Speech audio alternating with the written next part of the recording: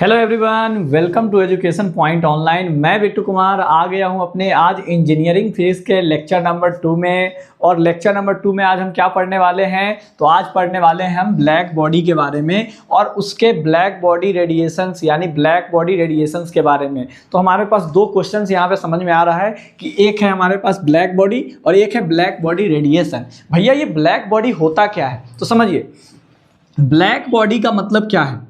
Black body का मतलब ये है कि ऐसा बॉडी जो ऑल टाइप्स के रेडिएशन, जितने भी टाइप्स के रेडिएशंस हैं जो किसी भी वेवलेंथ के हो, उसका वेवलेंथ कैसा भी हो वो क्या कर सकता है, एब्जॉर्ब कर सकता है। ब्लैक बॉडी मतलब ये मत समझ जाइएगा कि भैया काला वस्तु क्या कर लिया भैया, ब्लैक बॉडी यानी काला ऑब्जेक्ट, ये भैया काला ऑब्जेक्ट को हम ब्लैक बॉडी बोल देंगे। नहीं, ऐसा बिल्कुल भी नहीं है। ब्लैक बॉडी का मतलब है ऐसी बॉडी जो ऑल टाइप्स के वेवलेंथ के रेडिएशंस को क्या कर सकता है, एब्जॉर्ब कर सकता है। उसे हम क्या बोलते हैं भैया, तो ब्लैक बॉडी कहते हैं। समझ गए?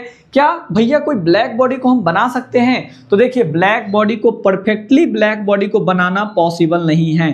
परफेक्टली अगर आप कोई ब्लैक बॉडी को बनाना चाहते हो तो वो पॉसिबल नहीं है, क्योंकि एक बार एक फेरी नामक साइंटिस्ट जो थे उन्होंने ब्लैक बॉडी को बनाया था और उन्होंने ब्लैक बॉडी को जब बनाया तो 97% ही वो क्या कर पाई, लाइट्स को एब्जॉर्ब कर पाई। बाकी जो 3% लाइट है वो कंप्लीटली एब्जॉर्ब नहीं कर पाई। यानी यहाँ से एक बात हमें पता चलता है कि अगर हम किसी ब्लैक बॉडी को बना भी रहे हैं तो ब्लैक बॉडी कंप्लीटली नहीं बन पाएगा जो पूरी तरीके से लाइट को अपने अंदर एब्जॉर्ब कर ले। वो एक बोल सकते हैं कि एक सर्टेन अमाउंट ऑफ लाइट, जैसे कि 3% 98% एब्जॉर्ब कर लिया, 2% छोड़ दिया या 1% छोड़ दिया, 99% तक एब्जॉर्ब कर लेता है। मतलब ब्लैक बॉडी ऐसी बॉडी है जो लाइट्स जितने भी जो भी लाइट्स हो, जो भी विजुअल्स लाइट हो, उनकी ज़्यादा से ज़्यादा क्वांटिटी को क्या कर लेती है, एब्जॉर्ब कर लेती है और बाकी कुछ ही जो बचा हुआ रहता है उसको एब्जॉर्ब नहीं कर पाती है।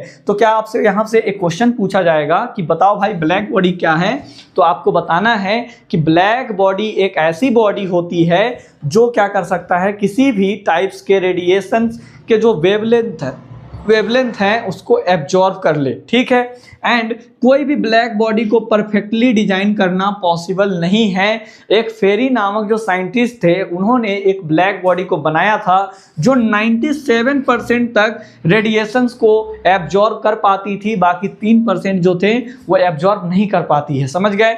अब एक और पॉइंट ब्लैक बॉडी के बारे में, हमने तो 2 पॉइंट बता दिया कि ऑल टाइप्स के रेडिएशंस को ये क्या कर सकती है, एब्जॉर्ब कर सकती है। दूसरा, ये परफेक्टली डिजाइन करना पॉसिबल नहीं है, लेकिन फेरी नामक साइंटिस्ट जो थे उन्होंने एक ब्लैक बॉडी को बनाया था जो कि 97% तक लाइट्स को एब्जॉर्ब कर लेते थे। और तीसरा जो हमारा मेन पॉइंट है वो क्या है कि भैया ब्लैक बॉडी जो होता है ना उसको जब हम गर्म करते हैं, हीट करते हैं, क्या कह रहा हूं भाई, ब्लैक बॉडी को जब हम हीट करते हैं तो उससे क्या होने लगती है, तो उससे रेडिएशंस निकलने लगती है। ब्लैक बॉडी को जब हीट किया जाता है तो उससे रेडिएशंस रिलीज होती है और उस रेडिएशन का नाम क्या होता है भैया, तो ब्लैक बॉडी रेडिएशन होता है। समझ गए? तो यहाँ पे ब्लैक बॉडी के बारे में हमने 3 पॉइंट्स बताए। आई होप आपको ये ब्लैक बॉडी का कॉन्सेप्ट अच्छे से समझ में आया होगा। अब चलिए इसके डेफिनेशंस भी हम क्या करते हैं, फटाफट लिख लेते हैं। ठीक है, तो जो पॉइंट्स अभी हमने डिस्कस करा था ब्लैक बॉडी के बारे में वो आपके स्क्रीन के सामने है, आप इसको फटाफट पॉज करके नोट कर लो। उससे पहले जो चीज़ हमने बताया था वही चीज़ हमने इसमें वर्ड के फॉर्मेट में आपको लिख दिया ताकि आपके नोट्स भी अच्छे से बनते चले। देखिए पहला क्या पॉइंट हमने बताया था कि कोई भी ब्लैक बॉडी जो होता है वो क्या कर लेता है, एब्जॉर्ब कर लेता है all types of radiations of the all wavelength incident on it. जब उस ब्लैक बॉडी पे हम कोई भी रेडिएशंस, लाइट जो है, रेडिएशन मतलब लाइट जो है उसको क्या करते हैं, भेजते हैं, तो किसी भी वेवलेंथ का हो उसको क्या कर लेता है, वो एब्जॉर्ब कर लेता है। ठीक, एंड दूसरा पॉइंट क्या बताया था कि कोई भी ब्लैक बॉडी को बनाना परफेक्टली पॉसिबल नहीं है, बट यहाँ पे जो फेरी ने एक डिजाइन किया था ब्लैक बॉडी को जो क्या था, which is can absorb 90% of radiations, यानी जो 90% तक रेडिएशंस को क्या कर सकता था, एब्जॉर्ब कर सकता था। ठीक, उसके बाद थर्ड पॉइंट हमने ये बताया था कि जब ब्लैक बॉडी को आप हीट करते हो, जब ब्लैक बॉडी को क्या करते हो आप हीट करते हो, तो it emits the types of all types of radiation, वो बहुत सारी टाइप्स के रेडिएशंस को रिलीज करता है, इमिट्स करता है, और उस रेडिएशन का नाम क्या होता है भाई साहब, तो ब्लैक बॉडी रेडिएशन। समझ में आया? तो इसको पॉज करके आप नोट कर लीजिए, और हमारा नेक्स्ट अभी टॉपिक क्या होने वाला है, energy distribution of black body radiation. ठीक है, तो चलिए, जैसा कि हमने ब्लैक बॉडी के बारे में अब देख लिया था, तो अब हमारा नेक्स्ट टॉपिक्स क्या है, जो एनर्जी डिस्ट्रीब्यूशंस हैं in a spectrum of the black body radiation. मतलब कि जो ब्लैक बॉडी में हमने एक आपको थर्ड पॉइंट बताया था कि जब भी कोई ब्लैक बॉडी को हम गर्म करते हैं यानी हीट करते हैं, तो उससे क्या रिलीज होता है, उससे हमारा एक रेडिएशंस निकलता है जिसे हम ब्लैक बॉडी रेडिएशंस कहते हैं। अब ये जो ब्लैक बॉडी जो है उसको हीट किया जा रहा है एट अ डिफरेंट टेम्परेचर पे, तो क्या क्या चीज़ें हो रही है। जो मैक्स प्लांक जो थे वो ब्लैक बॉडी के पे ही एक्सपेरिमेंट किए थे, तो मैक्स प्लांक के जो ब्लैक बॉडी को लेकर हाइपोथेसिस था उसको तो हम नेक्स्ट वीडियो में कवर करेंगे ही, लेकिन अभी हमें सबसे पहले समझना होगा कि वो जो ब्लैक बॉडी है उसका अगर डिफरेंट टेम्परेचर लेवल पे कैसे कैसे एनर्जी का डिस्ट्रीब्यूशंस होते हैं, उन चीज़ों को पहले हमें समझना पड़ेगा। तो देखिए, सबसे पहले एक ग्राफ बनाते हैं, ध्यान से समझिएगा, पहले समझ लेंगे फिर हम आपको ग्राफ में जो जो इन्फॉर्मेशन होंगे वो सारी चीज़ें एक नोट के फॉर्मेट में लिखवा भी देंगे। पहले आप इसको समझिए, इधर होता है इंटेंसिटी, हमारा इंटेंसिटी डेट इज एनर्जी एक ले लेते हैं, ठीक है, टेम्परेचर बोल सकते हो, टेम्परेचर। और ये क्या होता है हमारा, वाई एक्सिस में हमने वेवलेंथ को ले लिया है, वेवलेंथ, ये वेवलेंथ है हमारा। अब देखिए बात कैसा किया जा रहा है, ग्राफ कुछ ऐसा हमारे प्लॉट किया जाता है, ध्यान से समझिएगा इस ग्राफ को।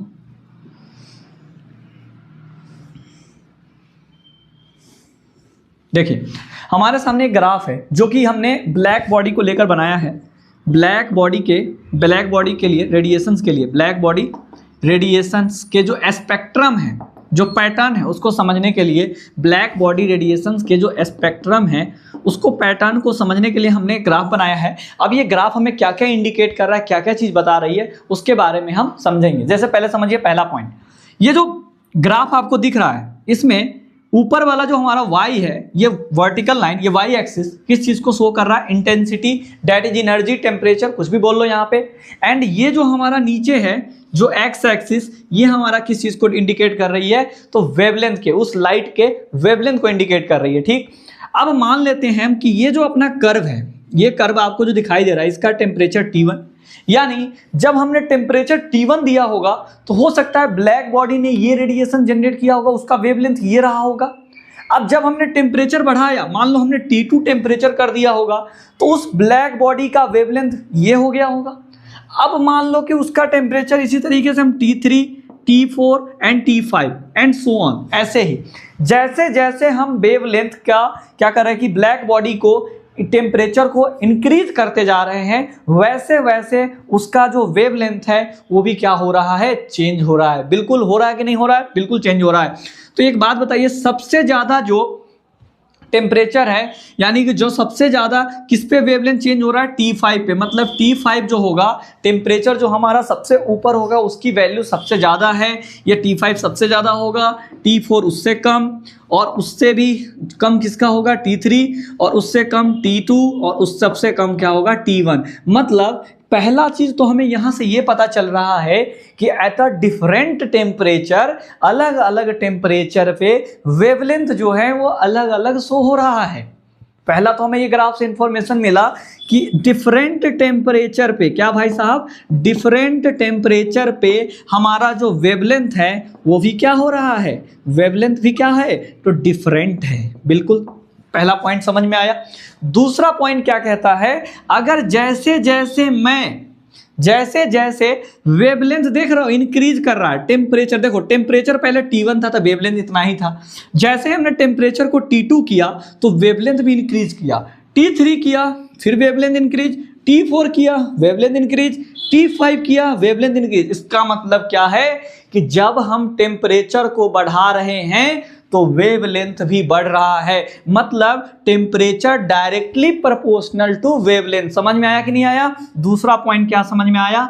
व्हेन अ टेम्परेचर इंक्रीज, यानी जब हम टेम्परेचर को इंक्रीज करेंगे, पहले आप समझ लीजिए, हम सारा चीज आपको लिखवा देंगे, ध्यान से पहले आप समझिए। टेम्परेचर जैसे ही इंक्रीज करेगा तो वेवलेंथ भी क्या हो रहा है? इंक्रीज कर रहा है। वाह भैया, वेवलेंथ भी हमारा क्या हो गया? इंक्रीज कर रहा है। ठीक, यानी जब हमारा वेवलेंथ इंक्रीज कर रहा है तो टेम्परेचर भी इंक्रीज कर रहा है, या टेम्परेचर इंक्रीज कर रहे हैं तो वेवलेंथ का वैल्यू भी इंक्रीज कर रहा है। समझ में आया? पहला पॉइंट, हर एक टेम्परेचर पर अलग अलग वेवलेंथ शो हो रहे हैं, डिफरेंट वेव हैं, लेंथ हैं।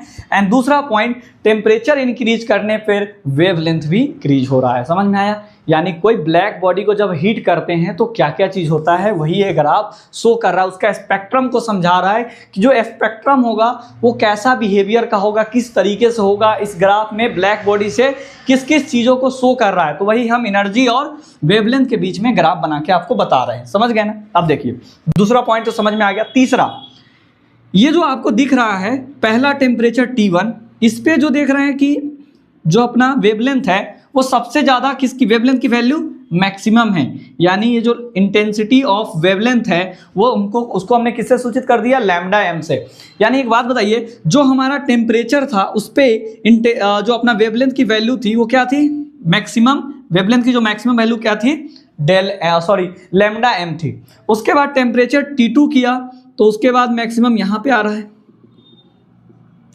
उसके बाद यहाँ पे आएगा, थोड़ा सा इस ग्राफ को सही कर लीजिए, यहाँ पे आएगा, उसके बाद इधर थोड़ा सा इसको चेंज करके ऐसा कर दीजिए, ऐसा लैम्डा एम। मतलब अब यहाँ पे एक बात पता चल रहा है, जैसे जैसे टेम्परेचर इंक्रीज कर रहा है, जैसे जैसे टेम्परेचर इंक्रीज कर रहा है, वैसे वैसे वेवलेंथ की वैल्यू क्या होती जा रही है? शॉर्ट होती जा रही है। मतलब यहाँ पे टेम्परेचर इंक्रीज कर रहा था तो वेवलेंथ क्या कर रही थी? इंक्रीज होते जा रही है। लेकिन जैसे हम टेम्परेचर को क्या कर रहे हैं? इंटेंसिटी जो है उसको बढ़ा रहे हैं, यानी टेम्परेचर को बढ़ाते जा रहे हैं, तो उसका लैम्डा मैक्स, यानी जो मैक्सिमम इंटेंसिटी होगी वेवलेंथ की, वो क्या होती जा रही है? डिक्रीज होते जा रही है, शॉर्टर होते जा रही है। समझ में आया? तो जो हमारा सेकेंड पॉइंट है, ये जो ब्लैक बॉडी रेडिएशंस के स्पेक्ट्रम को लेकर, वो क्या है समझिएगा। जब वेवलेंथ, जो हमारा वेवलेंथ है वो to the maximum intensity is lambda M. इस पॉइंट का मतलब क्या है कि जो हमारा ये मान लीजिए कि क्या है, हमारा वेवलेंथ का ग्राफ है। अब इस वेवलेंथ में जो हमारा मैक्सिमम जो पॉइंट है वहां पर वेवलेंथ की वैल्यू क्या है? ये लैम्डा एम। यानी कि जो हमारा वेवलेंथ है करस्पॉन्डिंग टू मैक्सिमम इंटेंसिटी, ये हमारा इंटेंसिटी है। इसमें मैक्सिमम इंटेंसिटी इस वेवलेंथ के लिए क्या हो गया? इस जो T1 टेम्परेचर पे, ये जो हमारा T1 टेम्परेचर है, इस T1 टेम्परेचर पे जो हमारा मैक्सिमम इंटेंसिटी क्या होगी? तो मैक्सिमम इंटेंसिटी जो है वो लैम्डा एम को मान लिया। ठीक, एंड इसी तरीके से T2 टेम्परेचर पे हमारा ये हो जाएगा लैम्डा एम। अब इसी तरीके से T3 पे भी हमारा ये हो जाएगा, एंड T4 पे हमारा लैम्डा एम ये हो जाएगा। मतलब कि जैसे जैसे, अब सेकेंड पॉइंट वही है, समझिएगा। पहला पॉइंट तो ये है हमारा कि यहाँ से हमें समझ में आ गया कि वेवलेंथ जो है, पहला तो हमने डिस्कस कर लिया था, सेकेंड वाला जो वेवलेंथ है वो कॉरस्पॉन्डिंग टू, यानी कि वेवलेंथ जो है वो किसके कॉरस्पॉन्डिंग? जो हमारा मैक्सिमम इंटेंसिटी जो है वो उसके कॉरस्पॉन्डिंग क्या है? लैम्डा एम मान लिया। मतलब कि जो एक वेवलेंथ है वो इंटेंसिटी, जो मैक्सिमम इंटेंसिटी होगा उस वेवलेंथ के लिए, उसको क्या मान लिया गया? Lambda M. And second temperature पर जो अपना मैक्सिमम, सेकेंड टेम्परेचर पे जो हमारा मैक्सिमम क्या था? इंटेंसिटी था, उसको हमने क्या मान लिया? तो उसको हमने लैम्डा एम मान लिया। ठीक, इसी तरीके से एंड सो ऑन। अब देखिए, ईच टेम्परेचर, हर एक टेम्परेचर पे, ये एक्सपेरिमेंटली वैल्यू फाइंड किया हुआ है, इसको आप समझिए। हर एक टेम्परेचर पे, जैसे T1, T2, T3, हर एक टेम्परेचर पे of the black body there is a wavelength lambda max. मतलब कि हर एक टेम्परेचर पे जो ब्लैक बॉडी का जो वेवलेंथ है वो क्या है? Lambda max. ये इससे हमने इसको डिनोट किया है। ठीक, उसके बाद व्हेन अ टेम्परेचर इंक्रीज, जब आप टेम्परेचर को इंक्रीज करोगे तो जो लैम्डा मैक्स की वैल्यू है, जो लैम्डा मैक्स की वैल्यू वो क्या होते जा रहा है? शिफ्ट होते जा रहा है, shift towards the shorter wavelength, यानी उसका वेवलेंथ कैसा होता जा रहा है, छोटा होते जा रहा है, शॉर्टर होते जा रहा है। टेम्परेचर बढ़ रहा है तो उसके वेवलेंथ की जो वेवलेंथ का जो लंबाई है यानी कि वो शिफ्ट होते जा रही है, किधर होते जा रही है, पीछे की तरफ, यानी छोटा होते जा रहा है। ठीक। And the amount of energy emitted पर सेकेंड इंक्रीज, यानी कि अगर मान लीजिए ब्लैक बॉडी जो है उसमें पर सेकेंड हम क्या कर रहे हैं, एनर्जी को इंक्रीज कर रहे हैं, टेम्परेचर को इंक्रीज कर रहे हैं, तो हमारा इंक्रीज होगा क्या, टेम्परेचर के साथ वो भी इंक्रीज हो रहा है, क्या, वेवलेंथ भी हमारा इंक्रीज होगा। समझ गए। अब देखिए यहाँ पे क्या लिखा है, there the amount of energy emitted, जितना एनर्जी इमिट होगा पर सेकेंड में, जितना एनर्जी जो ब्लैक बॉडी से इमिट हो रहा है पर सेकेंड में, उतना ही टेम्परेचर हमारा इंक्रीज करेगा। मतलब टेम्परेचर जितना हम पर सेकेंड बढ़ाएंगे, एनर्जी जो इमिट होगा ब्लैक बॉडी से उतना ही ज़्यादा होगा। मतलब टेम्परेचर जितना बढ़ाओगे ब्लैक बॉडी से एनर्जी उतनी ज़्यादा एमिट होगी। समझ गए। एंड 61 पॉइंट क्या है, there is a non uniform distribution, एक जैसा डिस्ट्रीब्यूशन इसमें नहीं होता है, हर एक टेम्परेचर पे अलग अलग डिस्ट्रीब्यूशन है एनर्जी का। जैसे आपके टेम्परेचर T1 पे दिख रहा होगा, एनर्जी अलग ही डिस्ट्रीब्यूट हो रहा है, T2 के लिए अलग एनर्जी डिस्ट्रीब्यूट होता है, T3 के लिए अलग एनर्जी डिस्ट्रीब्यूट होता है, एंड T4 के लिए अलग एनर्जी डिस्ट्रीब्यूट होता है। मतलब हर एक एनर्जी लेवल पे हमारा जो एनर्जी का डिस्ट्रीब्यूशन है वो नॉन यूनिफॉर्म है, यूनिफॉर्म नहीं है। यानी कि ये जो हमारा ब्लैक बॉडी रेडिएशंस का जो एनर्जी डिस्ट्रीब्यूशन ग्राफ था, ये हमें ये बता रही है कि आप जैसे जैसे, पहला पॉइंट, आप जैसे जैसे टेम्परेचर को बढ़ाओगे आपका वेवलेंथ वैसे वैसे इंक्रीज करेगा, और एक मैक्सिमम पॉइंट पे जाने के बाद हमारा जो इंटेंसिटी है वो क्या हो जाएगा, डिक्रीज करेगा। पहला पॉइंट हमें याद हो गया। दूसरा पॉइंट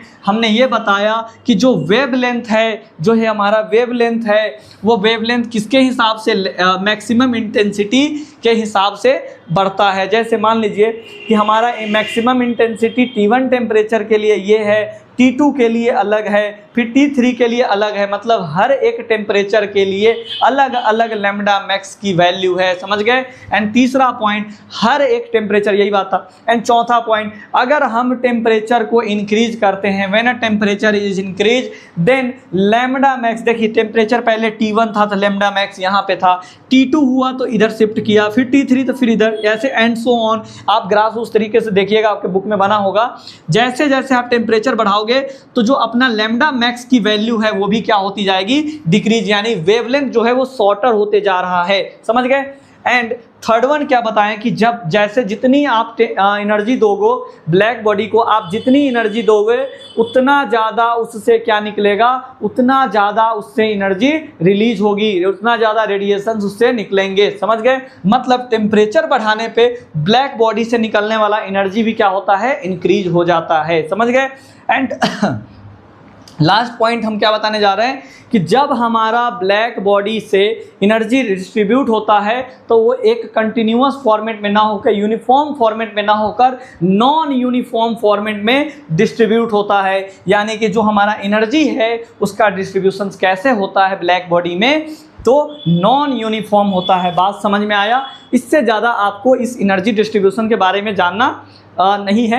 अब इस पे कुछ कुछ लॉ भी आपसे पूछे जाते हैं कि भैया बताओ ये लॉ क्या होता है। यानी ये जो ग्राफ है, इस ग्राफ को लेकर बहुत सारे साइंटिस्ट ने अपने लॉ दिए हैं, उसको भी हम अब डिस्कस करने वाले हैं। पहले आपको ये ब्लैक बॉडी और ये जो ब्लैक बॉडी एनर्जी डिस्ट्रीब्यूशन है आपको बढ़िया से समझ में आ गया होगा। आप थोड़ा सा रिकैप करके देखिए, आपको बहुत अच्छे से सारी चीज़ें समझ में आ जाएगी। नोट्स के लिए आप बिल्कुल भी चिंता ना करें, आप हमारे जो ऐप है उस ऐप पे जाके एजुकेशन पॉइंट ऑनलाइन, वहाँ से आपको इसकी नोट्स भी आपको अच्छे से मिल जाएगा। बस आपको क्या करना है, अच्छे से चीज़ों को समझिए। हमने जितने चीज़ें भी बताई वो ब्लैक बॉडी के बारे में बताया, और दूसरी चीज़ें हमने ब्लैक बॉडी के जो एनर्जी डिस्ट्रीब्यूशन है उसको समझाया। अब हम समझाने जा रहे हैं आपको क्या, कि जो अपना ये ब्लैक बॉडी के जो एनर्जी डिस्ट्रीब्यूशन थे उनको लेकर साइंटिस्ट ने, बहुत सारे साइंटिस्ट ने अपने क्या दिए हैं, लॉ दिए हैं, उनको समझने वाले हैं। तो सबसे पहले बहुत अच्छे से आप इसको नोट कर लीजिए और अभी अपने नेक्स्ट टॉपिक को स्टार्ट करते हैं। तो हमारा जो अभी एनर्जी डिस्ट्रीब्यूशंस हमने अभी पढ़ा है ब्लैक बॉडी रेडिएशंस का, उस पर कुछ लॉ भी आपसे पूछ दिए जाते हैं, तो वो भी आप देख लीजिए। तो पहला जो भी इंपॉर्टेंस है वो लॉ मैं करवा देता हूँ, बाकी बहुत सारे अभी लॉज दिए गए हैं, उतने लॉज को हमें पढ़ना जरूरी नहीं है। जो आपके पेपर में कभी पूछे गए हैं उन लॉ को हम अभी करवा दे रहे हैं। जैसे एक अपना उसमें से है वेन्स डिस्प्लेसमेंट लॉ, या उसी का एक और नाम है अपना वेन्स फर्स्ट लॉ। तो जब आपसे veins displacement law of radiation पूछे या आपसे वेन्स फर्स्ट लॉ पूछे, तो आप क्या बताओगे कि ये जो वेन्स भाई साहब थे वो क्या बोल रहे थे, जो अपना ग्राफ ऐसा बना हुआ था, जो अपना अभी पीछे ग्राफ ऐसा बना हुआ था जिसमें जो अपना लैम्डा मैक्स की वैल्यू थी, ये जो लैम्डा मैक्स की वैल्यू थी ये क्या थी भाई साहब, तो ये लैम्डा मैक्स की जो वैल्यू है वो टेम्परेचर के इन्वर्सली प्रोपोर्शनल होता था। मतलब जैसे इन्वर्सली प्रोपोर्शनल मतलब पहले T1 टेम्परेचर, फिर T2, फिर T3। तो मतलब देखिए जैसे जैसे टेम्परेचर इंक्रीज कर रहा था वैसे वैसे लैम्डा मैक्स की वैल्यू क्या हो रही थी, लैम्डा मैक्स की वैल्यू जो है वो डिक्रीज कर रही थी। पहले लैम्डा मैक्स कितना था, इधर था, अब फिर लैम्डा मैक्स शॉर्ट हो गया, फिर लैम्डा मैक्स शॉर्ट हो रहा है। मतलब इंटेंसिटी जो है, जो वेवलेंथ है लैम्डा मैक्स की, वो क्या हो रहा है, धीरे धीरे कम हो रहा है। और जैसे जैसे टेम्परेचर हमारा क्या हो रहा है, डिक्रीज कर रहा है, वैसे वैसे लैम्डा मैक्स की वैल्यू क्या होती जा रही थी, इंक्रीज होते जा रही थी। तो यहाँ पे वेन्स भाई साहब यही बात बताते हैं कि जो अपना क्या है कि जो अपना लैम्डा मैक्स है वो लैम्डा मैक्स किसके, टेम्परेचर के इन्वर्सली प्रोपोर्शनल होता है। मतलब जो ये लैम्डा मैक्स है ये इन्वर्सली प्रोपोर्शनल ऑफ टेम्परेचर, ये हमारा कौन कहते हैं, वेन्स लॉ यही कहता है। समझ में आया। और इसमें मान लीजिए जब हम कांस्टेंट हटाएंगे तो एक अपना साइन आएगा, तो हम उसको डायरेक्ट कांस्टेंट का कांस्टेंट ही ले लेते हैं और अपॉन में टी का टी। तो जब हम लैम्डा m इंटू टी करेंगे तो क्या आएगा, हमारा एक कांस्टेंट वैल्यू आएगा। यही हमारा कौन बोल रहे थे, वेन्स भाई साहब कहते हैं। यानी वेन्स का इतना कहना था, when displacement law of radiation, या आपसे पूछा जाए वेन्स फर्स्ट लॉ क्या होता है, तो आपको बताना है कि according to Wien's first law जो लैम्डा m है वो इन्वर्सली प्रोपोर्शनल है एब्सोल्यूट टेम्परेचर के। यानी टेम्परेचर इंक्रीज हो रहा है तो वहाँ पर लैम्डा मैक्स की वैल्यू क्या होती जा रही है, शॉर्टर होते जा रही है। समझ में आया। जो लैम्डा मैक्स की वैल्यू है इंटेंसिटी ऑफ वेवलेंथ वो डिक्रीज होते जा रही है। समझ गए। तो यहीं पे हमने lambda max inversely proportional, inversely को क्या लिखते हैं 1/t कर दिया, यानी उल्टा। तो यहाँ से इस प्रोपोर्शनलिटी का साइन हटा के हमने इक्वल लाए, तो कांस्टेंट और अपना मन से हमने क्या दे दिया, t। अब इधर इसको इंटू कर लिया तो क्या आ गया हमारा, lambda max into T equal to constant. समझ गए। एक दो और लॉ हैं उनको भी डिस्कस कर लेते हैं, पहले आप इसको नोट कर लो। तो नेक्स्ट अपना जो लॉ पूछा जा रहा है वो क्या है, रिले-जेन्स लॉ है। अब ये लॉ क्या है समझिएगा, ये भी एनर्जी को फाइंड करने के लिए ही अपना एक लॉ दिए थे। जो लॉ क्या कहता है, energy relay use the classical theory of electromagnetism. यानी इन्होंने क्या किया था, एनर्जी जो ब्लैक बॉडी से जो एनर्जी निकल रही है उसको कैलकुलेट करने के लिए इन्होंने क्या इस्तेमाल किया था, रिलो ने यूज किया था कि classical theory of electromagnetism and thermodynamics. यानी कि इन्होंने ब्लैक बॉडी के रेडिएशंस को मेजर करने के लिए, एनर्जी को मेजर करने के लिए रिले-जीन्स ने क्या किया था भाई साहब ने, कि classical theory of electromagnetism and thermodynamics का यूज किया था। और उसको करके इन्होंने क्या किया, अपना एक ब्लैक बॉडी को लेकर क्या दिया, फॉर्मूला दिया, एनर्जी कैलकुलेट किया, एक इक्वेशन दिया। और इस इक्वेशन को भी बहुत ज़्यादा 2 मार्क्स में आपसे पूछ लिए जाते हैं। बहुत पहले ये पूछा जा रहा था, अभी हालांकि ये पैटर्न में नहीं चल रहा है, फिर भी आप इसको बहुत बढ़िया से देख लोगे। ठीक है। और एस के एनर्जी जो है आगे हम फाइंड आउट भी करने वाले हैं। तो बस यहाँ से अपना ब्लैक बॉडी रेडिएशंस और ब्लैक बॉडी क्या होता है और ब्लैक बॉडी रेडिएशन के जो एनर्जी डिस्ट्रीब्यूशन थे उन सभी चीज़ों को हमने बहुत अच्छे तरीके से डिस्कस कर लिया है। मिलते हैं हम आपसे नेक्स्ट वीडियो में नेक्स्ट टॉपिक के साथ। अगर आपको वीडियो अच्छा लगा है तो आप कमेंट जरूर कीजिए। ठीक है, बाय बाय।